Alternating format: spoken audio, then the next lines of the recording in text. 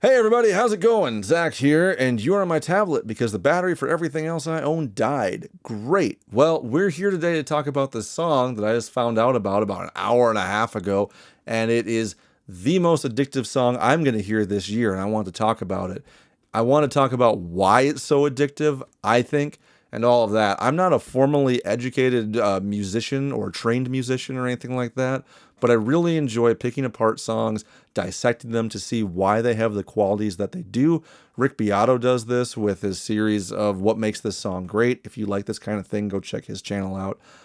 But yeah, listen to this song first. I'm going to put the link in the description. It's 2 minutes. It will be the highlight of your day. I swear. It's fucking great. Come back, listen to me, and we'll talk about it, which actually is going to happen right now. So let's just jump right into it. I got my ball to my butthole, yeah. Oh my God, what did I do? I can't take a dump, cause now my balls are blocking up my butthole. Fool me once, shame on you. Fool me twice, shame on you. Good. All right, I'm going to stop it like a whole bunch throughout this to go and talk about it and everything. But right off the bat, what's happening? Well, they're throwing the chorus at us. Think of this song as we go through it as having two parts. Think of a line in the middle, you have your vocals on top, you have your music down below. When you want to write a fucking catchy ass song, repetition is key. Keep doing it. Like Dave Grohl said in his video with Kyle Gass, don't bore us, get to the chorus, because B-sides sure as hell don't keep the mansion running. You want chorus. So we've already got chorus from second 0.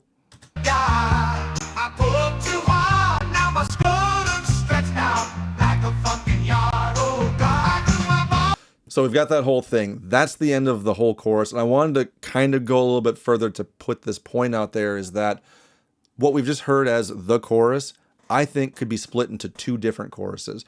I think each of those choruses could equally be substituted for the chorus and the song would still sound amazing. So essentially what we have is we have two great choruses stuck together to create one essentially mega chorus that we don't need, but we have.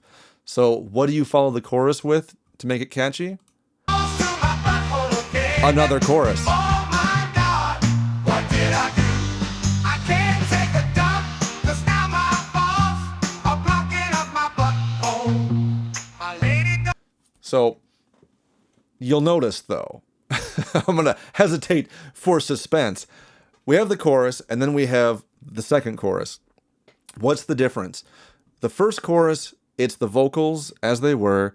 You'll notice that there was some kind of backing. The backing vocals took over for the whole thing at one part in there. It wasn't just the main singer with this crazy ass look doing the whole part. He does it a little bit for that intro, and then the backing vocals come in, and then it comes back to him. Also, the music at the beginning isn't picked up yet. It's going a little bit slower, taking it kind of easy, dipping your toes in the water. Like you're like, oh, what's going on? Okay, I'm about knee deep in the water. This is pretty good. And then when the second chorus comes in, you already know what the words are, but now they've picked up the music. So it's the same words, all of that, and then just the music has changed. So when I said the two parts, this part stayed the same, this part changed. They don't do as long, they don't do the full chorus for the second part, but you already know the words by the time the legit chorus kicks in with the music picked up and all that. And now we've got the verse. Doesn't want a life of watching her man use a butter knife, face down, ass up, trying soft. So did you notice that?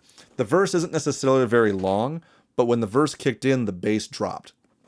The bass started going a lot slower, which is fine because it's signifying a different change in the structure of the song.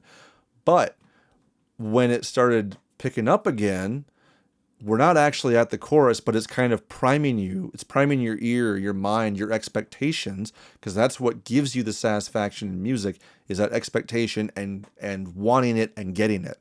That bass is already getting you excited for the third chorus. Before he's even finished the verse, you already want that next chorus.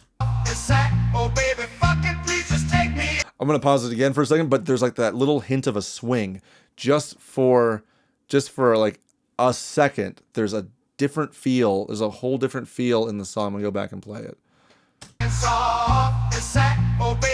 Right there, where he's like, oh, and it makes it so that your ear doesn't get bored. You don't expect it. There's no reason it should be there, but it fits. And now we're on the third chorus. Legit third chorus here.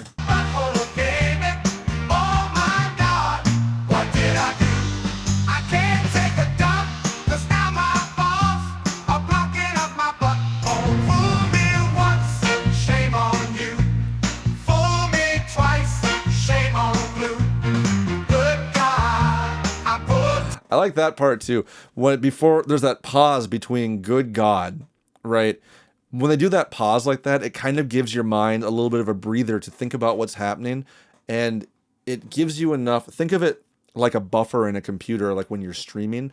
It's like, oh, okay, break. Oh, well, now we've caught up. What's new? When you hear that good God, it's like breather, good God, a little bit of a breather again, so you can sing along. It gives you a chance to sing along with the next part of the song that you've already heard a couple times now.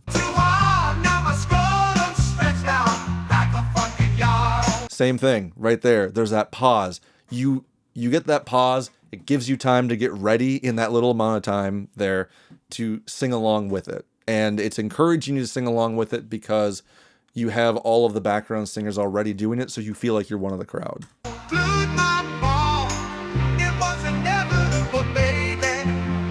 So we got kind of a bridge area going here where he's romanticizing the end of the last chorus, moving the song along, going off of that last chorus forward. This could have happened to anyone. Life is just fun like that. I got my balls to my butthole, baby. Oh my God, what did I do? I can't take a dump, 'cause now my balls are blocking up my butthole. Right. Good God. Longer pause, because you think it's like, oh, it's like a short version or something. Nope, you get it again and you're like surprised, right? It keeps tricking your ear. It keeps surprising your ear. I pulled too hard, now my scrotum stretched out like a fucking yard. Good God, I pulled too hard, now my scrotum stretched out like a fucking yard. So my scrotum stretched out like a fucking yard. We've heard it how many times throughout this song, and it's different again, right? The bass or the music drops out.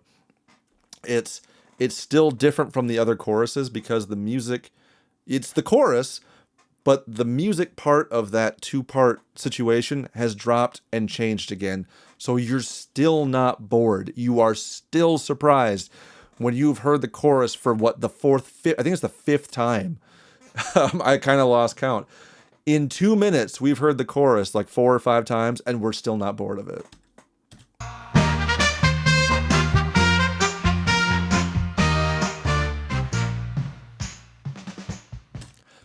Perfect. I think it's great. And this is what I want to talk about, though, is what the heart of this song is kind of what I was already talking about, is that everything in this song morphs as you listen to it. If you really check out each part, I think it's the second and the third chorus are the only things that stay the same, that are similar at all in this song. Everything else sounds similar, but it's not the same. If you were going to write a new song and you were using like a DAW, right? A program to go and write your music where you can record it and copy and paste. If you had, let's say, 3 choruses in your song, you could copy and paste to each of those choruses. And by the time you heard that song once, you would already be bored of that because the chorus is exactly the same in all 3 parts. So a good trick, not a good trick, well, a trick, but a really good quality of great songwriting is keeping things fresh, even though they're a little bit different. It's kind of like if you go back and play an old video game, like from Super Nintendo, right? You have a character you're fighting, some enemy you're fighting, and maybe their color palette is green. Well, you see them again, it's the same art style, but it's blue now or something like that. You know it's the same character essentially, but it's different, and your mind registers it as different. It's like tougher. Maybe it has more HP. That's what's going on here. You hear the same chorus, but it's different somehow. So you know you can still sing along. It encourages you to sing along, but it's different. You never hear the same part again. If you want to hear the same part of the song again, which our ears want to, you have to listen to the entire song again. And so when you're doing that, you're increasing your want, you're like, oh man, is it coming? Your excitement. It's like, when's it gonna get here? When's it gonna get here? Oh, I got it. And so if you're listening to that one part, or for that one part, you're waiting the whole song. Either you're waiting for the version you're on to end so you can get to the next part, or if it's at the end of the song, you're waiting from the beginning of the song and being excited the whole time until it hits at the end, essentially like that. But it just keeps going, right? Like I mentioned, or it keeps changing. Like I mentioned at the beginning, the vocals change from the first chorus to the second. It's not the singer, it's like singer and background vocals, and then it's what it is after that. And then if it's not that, the music changes different ways. The music can drop out, the bass changes what it's doing, and all of that. There's just a whole bunch of hidden little cues, and it just keeps your ear surprised and actively listening throughout the whole fucking thing. And that's why I think it's so addictive. It's repetition and constantly keeping your ear listening for something new, because you know there's something new, or it's giving you something new. And that's just the music. If you look at this album cover, this is one of the fucking best album covers I've ever seen in my life, because this guy, the singer, I don't know what's going on with him, but I love it. He's not angry, but he's like, "Argh!" Right? Like it's not aggression, but he's just really like whatever that emotion is. And then this guy on the left, the guitarist, he's that classic candid photo victim where he's like in the middle of saying something, like he's about to start a word or he just finished it, and he gets this thing with his mouth, right? And he's just staring blankly. That happens to everybody. The drummer's a fucking caveman. I don't know what's going on with him. This guy is just way too tall for some reason. He kind of looks like a regular dude from that era, but he's just, I don't know, super tall. Like he's just about hitting the roof or the ceiling.